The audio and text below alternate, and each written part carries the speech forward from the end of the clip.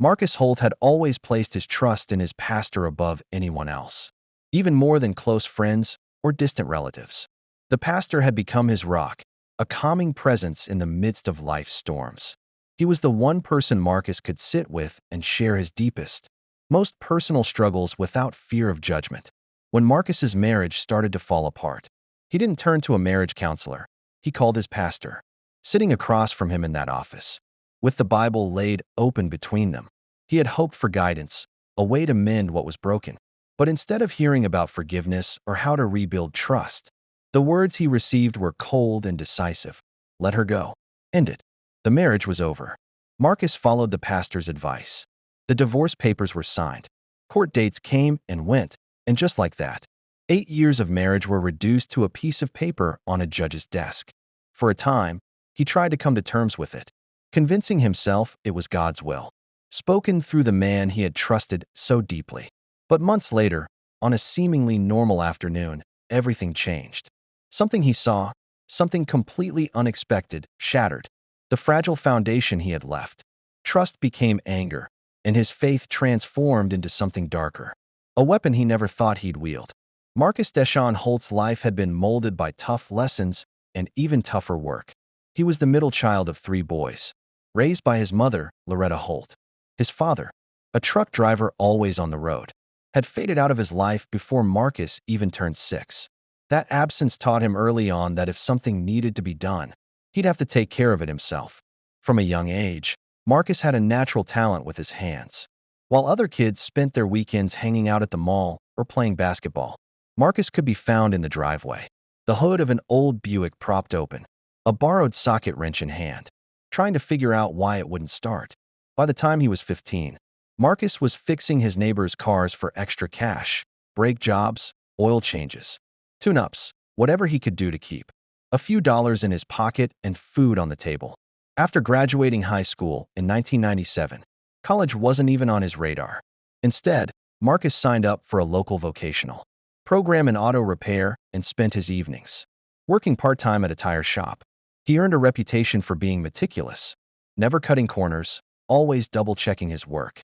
That discipline paid off, landing him a steady job at a mid-sized repair shop in downtown Dallas.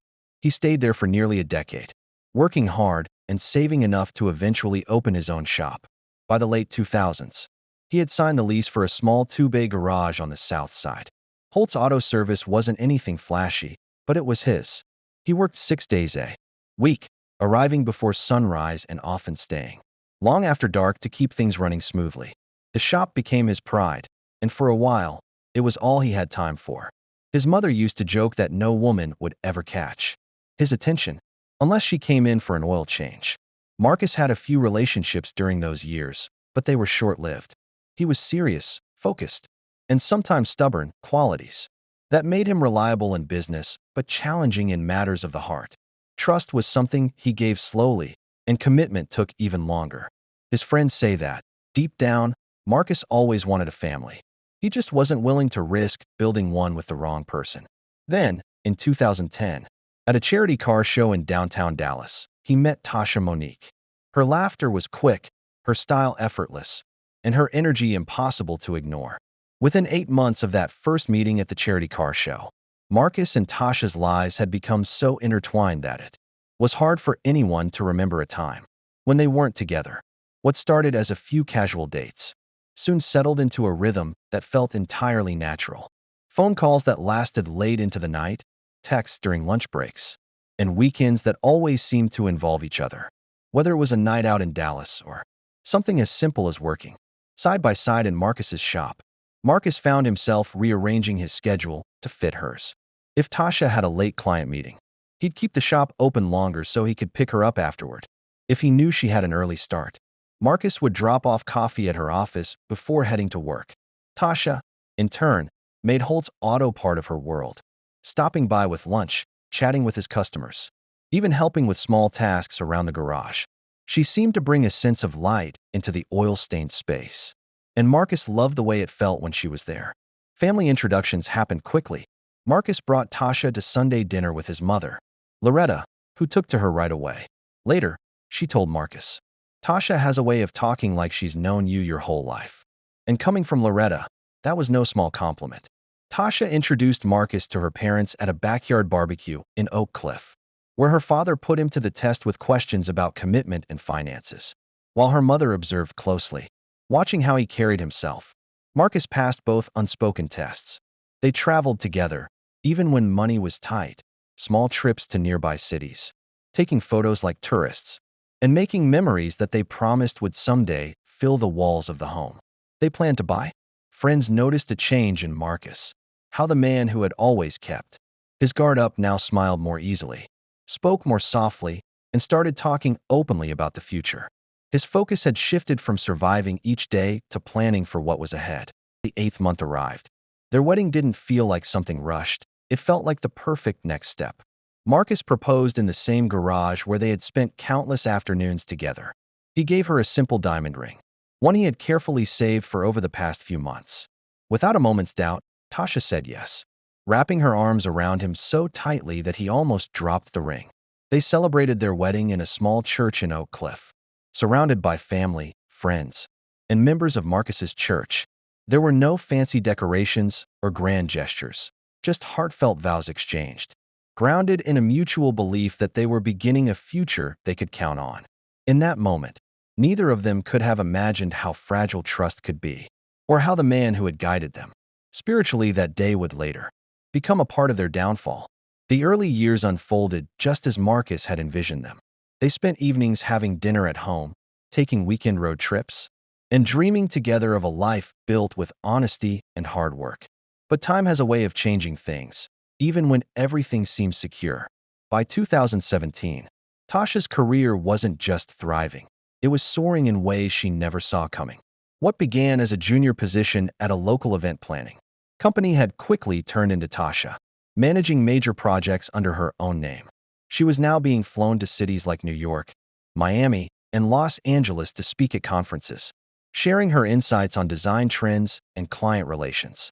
Her social media following was growing rapidly, with pictures of her next to celebrities, business leaders, and city officials. Tasha's face started showing up in Dallas lifestyle magazines, with her name credited as the mastermind behind charity galas, luxury brand launches, and high-end fundraisers. Marcus watched it all unfold, feeling a mix of pride and discomfort. He was proud to see her succeed. She had put in the effort, and he admired her determination. But each time she flew out for work or stayed late for a client dinner, the distance between them seemed to grow. The little routines that used to be theirs, weekday dinners, Sunday drives, cozy movie nights in the living room, had become few and far between. When she was home, Tasha was often exhausted, her mind still focused on the next event. Meanwhile, Holtz Auto was beginning to slow down. Marcus had built a steady customer base over the years, but a new repair shop had opened just a couple of miles away, offering discounts he couldn't compete with. Some of his regulars started going there, and as the business dwindled, the hours in the garage grew quieter. Bills for parts and utilities piled up faster than he could pay them. He'd stay late at the shop, not because there was work left to do, but because he couldn't bear the silence of an empty house. Tasha noticed his frustration but misunderstood it. She believed he resented her success, thinking he felt overshadowed by the attention she was receiving. She tried to comfort him, assuring him that her accomplishments didn't mean she valued their marriage any less. But for Marcus, those reassurances didn't fill the void left by her absence. Late at night, after she'd gone to bed, or during the long drives home from the shop, he found himself wondering whether she still saw their life together as enough, or if the world she was stepping into made their shared history feel insignificant. March 20th, 2018. The chill of winter still lingered in the air in Dallas, but inside Marcus and Tasha's home, the tension felt suffocating and constant. Weeks of silent arguments, ignored calls, and nights spent apart had finally pushed them to a breaking point. Tasha suggested professional counseling, hoping for an impartial, trained voice to help sort through their frustrations without judgment. But Marcus had already made up his mind. He didn't want a stranger. He wanted someone he trusted deeply, someone who had been a guide not just for his marriage, but for his spirit, Pastor Darnell Briggs. For years, Pastor Briggs had been more than just a preacher to Marcus. He had baptized him, counseled him through his mother's illness, and even blessed Holt's Auto Service when it first opened. To Marcus, Pastor Briggs wasn't just a spiritual leader, he was family. His words carried weight far beyond the pulpit, and his handshakes were firm, lasting just long enough to make you feel like he truly meant every word. Marcus was convinced that if anyone could help repair their marriage, it would be him. Tasha hesitated. She reminded Marcus that Pastor Briggs wasn't a licensed therapist, and that pastoral counseling often mixed personal views with scripture. But Marcus pushed back, presenting it as a step toward reconciliation, proof that they could resolve their issues without involving outsiders who might not understand their faith. She eventually agreed, not because she trusted Briggs' approach, but because she knew Marcus needed to see her make an effort. That afternoon, they walked into Pastor Briggs' office at Grace Found Ministries. The room was lined with books, Bibles, theology texts, and motivational titles, all neatly arranged on the shelves. A large wooden cross hung behind his desk, catching the light from the narrow window. Pastor Briggs greeted them with warmth, his deep voice filling the room as he placed a hand on Marcus's shoulder and offered Tasha a smile that lingered just a bit too long. When the small talk died down, Briggs suggested something unexpected: separate sessions. He explained it as a way to listen to each person's heart without interruptions, believing he could help them more effectively if he understood their individual perspectives before bringing them together. Marcus agreed without a second thought. Tasha glanced at him, but said nothing, already feeling uneasy with the idea. In his private sessions with Pastor Briggs, Marcus was met with a tone that felt fatherly, even protective, but there was something beneath it, an edge Marcus couldn't quite place at first. Briggs began by discussing spiritual alignment, explaining what it meant for a marriage to be truly balanced in God's eyes. Then, almost casually, Pastor Briggs brought up the term unequally yoked. He explained that it wasn't just about a difference in beliefs, but a deeper mismatch of values, priorities, and spiritual commitment.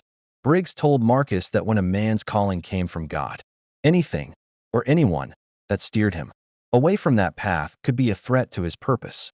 He didn't leave much to Marcus's imagination about who that anyone might be. The Bible on Pastor Briggs's desk was already open to Proverbs 31, the chapter about the virtuous woman. But instead of focusing on the qualities that honor and uplift a wife, Briggs lingered on the verses he could twist into subtle criticisms. He spoke about women who manage their households well and don't indulge in the bread of idleness.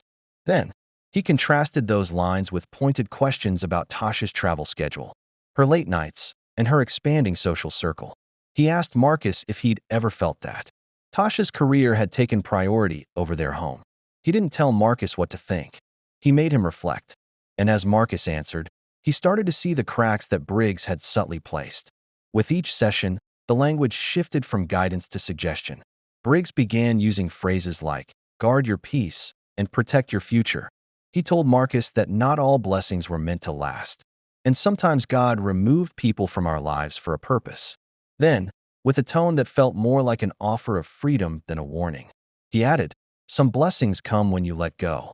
Those words lingered in Marcus's mind, like a seed buried deep in the soil. After those meetings, Marcus left with a mix of relief and confusion. Relief, because Briggs's words seemed to validate feelings he hadn't been able to express. Confusion, because they also carried an unspoken challenge. Was his marriage the covenant he was meant to fight for, or the obstacle he was meant to release?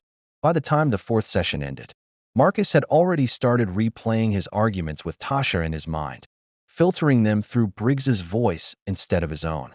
Slowly, without either man saying it directly, Marcus began to wonder if the path to peace meant walking away from the woman he had once vowed to love forever.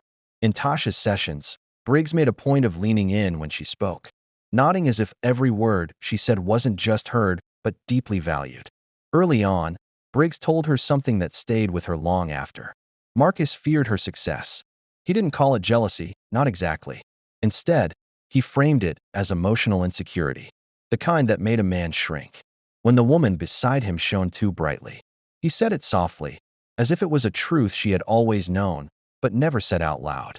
Over time, those sessions began to feel less like formal counseling and more like private conversations between trusted confidants. After leaving the church, her phone would buzz with short texts from Briggs, checking in to see how she was doing. He'd tell her to stay encouraged, Remind her she was capable of more than she realized. Just checking in, the messages would say. Keep that smile. It was a tension she hadn't felt in months. And it came from someone Marcus trusted without hesitation. Briggs praised her career in ways Marcus hadn't lately, calling her achievements God's favor, blessings she shouldn't dim, to make others feel comfortable. He told her that her work was a ministry in its own right, that she had a calling just as sacred as any sermon preached from a pulpit. When she spoke of feeling stretched too thin, he reassured her that she was walking in purpose. When she admitted to feeling alone at home, he said she deserved to feel celebrated, not questioned. Both Marcus and Tasha left those sessions feeling heard, each believing that Briggs had provided the clarity they needed. But they both returned home carrying a heavier silence than before. Marcus held on to the belief that his wife no longer fit the role God had intended for her. Tasha held on to the belief that her husband's love was no longer enough to fully embrace who she was becoming. Neither of them realized how the distance between them was growing, bit by bit. One evening, after Tasha had wrapped up organizing a charity event, her phone buzzed in the quiet of the night. It was a message from Briggs. I can't sleep, still thinking about our conversation. The light from the screen stayed in her eyes, longer than her husband's words had all week. And in that moment, the line between advisor and something more started to fade. What neither Marcus nor Tasha realized was that Pastor Darnell Briggs had always been drawn to Tasha. From the moment she first stepped into Grace Fountain Ministries with her husband. Years ago, Briggs took notice. He remembered how her confident greeting seemed to light up the room, the way she moved effortlessly through a crowd, and the warmth in her smile that made people pay attention when she spoke. At first, he convinced himself it was just admiration for a dedicated member of his congregation. But deep down, he knew it was more. Over the years, he'd observed her from the pulpit, how she listened closely during his sermons, how she took notes, how her laughter would fill the room when she chatted with others after service. Whenever Marcus brought her to church events, Briggs always made sure to speak with her, ask about her work, or compliment her on something small but personal, carefully keeping his words within the limits of pastoral propriety. In his mind, though, he was quietly taking note of every detail, the way she lit up, the moments that made her frown, and the places where Marcus seemed distant. So, when Marcus approached him on March 20th, 2018, asking for advice to strengthen his marriage, Briggs recognized it immediately. This wasn't just a plea for help. It was an opportunity. Marcus was offering him direct, personal access to the woman he had quietly admired for years, and he planned to take full advantage of it. In his mind, the approach was clear. He wouldn't rush. He wouldn't let his interest be obvious. Instead, he'd position himself as the one Tasha could trust the most, the one who understood her better than anyone, even her husband. With Marcus, he would slowly undermine his confidence, making him feel that Tasha's increasing independence was a threat to their relationship. With Tasha, he would uplift her, reminding her that her success was a gift she should never have to downplay. Each session was planned carefully, every word chosen to create distance between them, bit by bit, until the connection they once had no longer seemed worth preserving. While Marcus thought he was turning to his pastor for help to save his marriage, he had, unknowingly, placed his wife in the hands of the very man who wanted her for himself. By April 2018, the issues in Marcus and Tasha's marriage were no longer hidden. They were obvious, clear enough for both of them to see. Marcus started accusing Tasha of being emotionally distant, pointing out how she seemed distracted at home, how their conversations felt shorter, and how her attention was always divided between him and the ever-increasing demands of her career. Tasha resisted, telling him it wasn't distance, it was exhaustion. What she needed was his support, not his doubts. Tasha accused him of resenting her success, of viewing her accomplishments as a competition, instead of something they could both celebrate. Behind closed doors, Briggs fueled the tension. In Marcus's sessions, he spoke with a calm, measured tone, advising him to protect your peace and to carefully consider what kind of life he wanted to create moving forward. Briggs cautioned Marcus that bitterness could take root if he stayed in a situation that no longer matched his purpose. He didn't speak of divorce as a threat, but as a possibility, a decision a wise man might make before it was too late. With Tasha, his approach was different, though just as calculated. She spoke of the emptiness she felt at home, how her successes seemed to only push Marcus further away. Briggs listened closely, leaning in, his voice soft and reassuring as he told her she deserved a man who celebrated her. The words were never directly aimed at anyone, but their weight lingered in the air long after she left his office. The tipping point came on May 20th, 2018, their 8th wedding anniversary. Marcus had been looking forward to it all day. He had arranged for the shop to close early, carefully pressed his best shirt, and made reservations at a small, dimly lit restaurant tucked away on a quiet street in Dallas. It was the same place they had celebrated their first anniversary, a location that held a special, personal meaning for both of them. He chose a corner table, one with a view of the window, so he could watch her walk in. He arrived 10 minutes early. The maitre d' greeted him by name and escorted him to the table. He ordered water, checked his watch, and mentally rehearsed how he might begin the evening. Whether to reminisce about their early years together or talk about the future they could still build. 15 minutes passed, then 30. He sent her a quick text. Here at the table, drive safe. No reply. An hour passed, and the warmth he had felt earlier was gone, replaced by a tightness in his chest. The waitstaff slowed their pace, stealing glances at the empty chair across from him. He waved off their offers for more bread and another drink. When the manager came by to politely let him know the kitchen would be closing soon, Marcus forced a smile, left a generous tip for a meal he'd never ordered, and stepped out into the cool night air, alone. On the drive home, his phone buzzed, not with a call or text from Tasha, but with a notification from a friend. It was a link to an online gallery from a Dallas Society page. He opened the link, and there she was, Tasha, dressed in a sleek black evening gown, laughing with a champagne flute in hand, standing among a group of well-dressed guests at a corporate gala. The caption beneath one of the photos hailed her as the visionary behind the night's success. She looked radiant, completely oblivious to the fact that their anniversary was passing by unnoticed.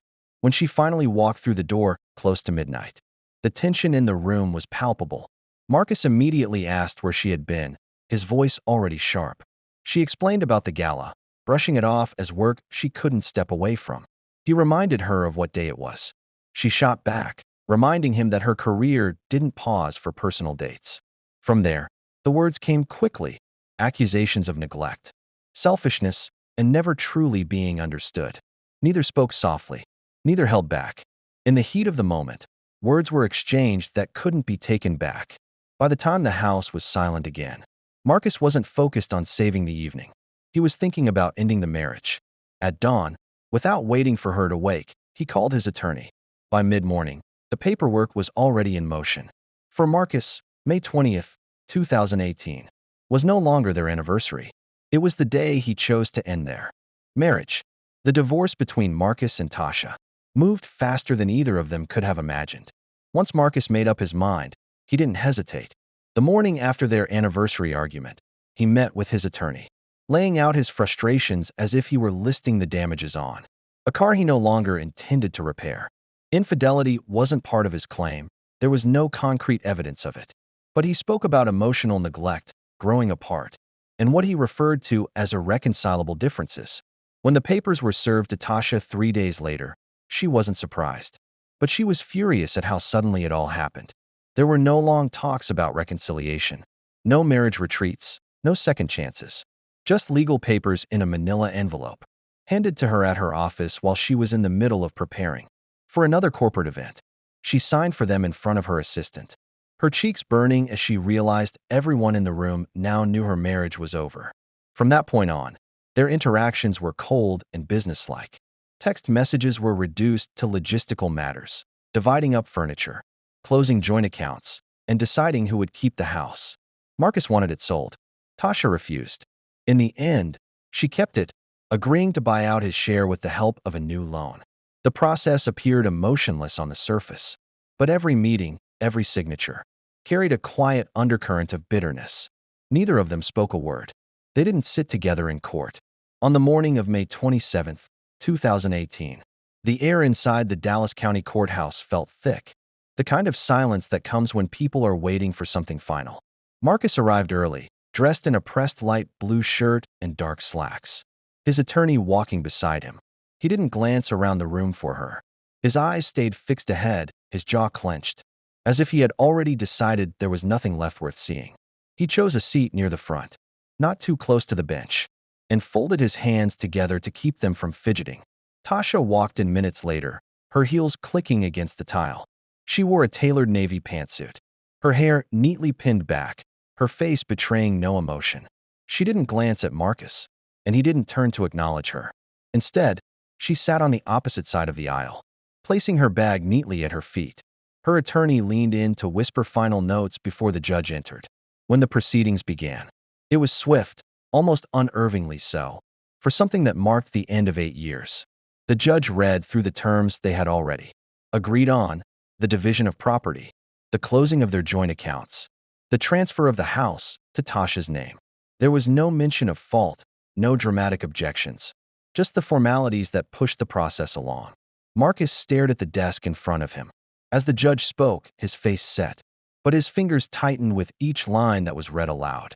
Tasha kept her eyes on a single sheet of paper, her gaze flicking over the text as if seeking something solid to hold on to. When the judge finally reached for the stamp, the sound of it hitting the final page felt louder than it should have, like the echo of a door closing for good. And just like that, it was over. The marriage they had built from the ground up, the house, the shared dreams, the late-night talks about the future, was reduced to a stack of papers in a clerk's file. Marcus stood, thanked his attorney in a quiet voice, and walked out without looking back. Tasha stayed seated a moment longer, gathering her things slowly before leaving through a different door. By the time they stepped outside into the bright Texas sun, they were already moving in opposite directions, their paths no longer intersecting. The separation wasn't just legal now, it was final. And for both of them, the silence that followed would prove far heavier than the 20 minutes it took to end it. The days that followed were defined by silence, complete, unbroken silence. No calls, no texts, not even the occasional accidental encounter that usually happens when two people share the same city. Marcus didn't drive past her house, and Tasha didn't go anywhere near the shop. It was as if they had drawn an invisible map of Dallas, with lines neither would cross. Weeks passed without a single word exchanged. The absence became routine, almost mechanical. Two lives that had once been intertwined were now running on separate tracks, moving further apart with each passing day. And yet, beneath that growing distance, the wounds remained raw. Neither of them knew it yet, but the silence between them wasn't going to last forever. Something was coming that would force their names back into the same sentence, whether they wanted it or not. On August 17, 2018, 3 months after the divorce, Marcus was locking up the shop when his phone rang. The name on the screen was a mutual friend from Grace Fountain Ministries, someone who had kept in touch even after Marcus stopped attending services. The tone on the other end was cautious, almost reluctant, as if they were delivering news they wished they didn't have to share. "I thought you should hear this from me," the voice said, pausing just long enough for Marcus to feel the weight of it. "Darnell. He's engaged. And it's to Tasha." Marcus didn't answer right away. He just stood there, keys in hand, the quiet hum of the street around him fading into nothing. He didn't ask if it was true. He could tell from the way they said her name. The friend mumbled something about it being official, about invitations going out soon. But Marcus had already stopped listening. That Sunday, he drove to Grace Fountain Ministries before the service ended. He parked near the edge of the lot, leaning against his truck, arms folded, waiting. When the doors finally opened, Pastor Darnell stepped out,